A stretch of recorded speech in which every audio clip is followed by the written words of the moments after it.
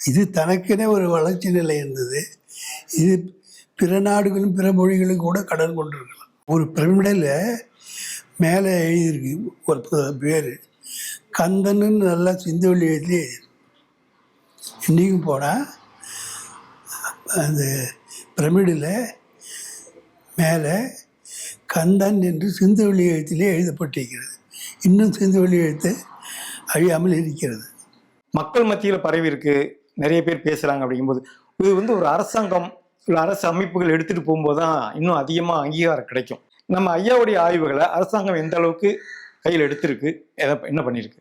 இன்றைக்கு மக்களுடைய கையில் சிந்துவெளி எழுத்து குறியீடுகள் பற்றிய ஆய்வுகள் பெரிய அளவில் இடம்பெறுது. எல்லோரும் ஆர்வத்தோடு அதை கற்கவும் அதை பற்றிய ஆய்வுகளை மேற்கொள்ளவும் ஆர்வப்படுறாங்க. தொல்லியல் அகழாய்வுகளையும் சிந்துவெளி எழுத்து பொறிப்புகள் கிடைச்சிருக்குது. தொல்லியல் ஆய்வாளர்களும் நிறைய இடங்களை நிறுவியிருக்காங்க. அந்த ஒப்புமைகளை காட்டி என்னென்ன எழுத்துக்களாக பிராமியில் இருக்குது, அது எப்படி பேசப்படுது அப்படிங்கிற பழந்தமிழ்லையும் இருக்குது அப்படிங்கிறத காட்டியிருக்காங்க.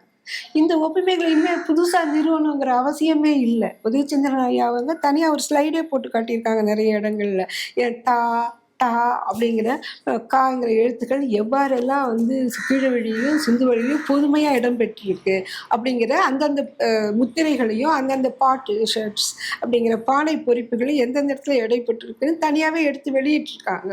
வெளிநாடுகள்லேருந்தும் இந்த ஆய்வுகளை அப்பாவுடைய மாணவர்கள் வெளியிட்டு இருக்காங்க.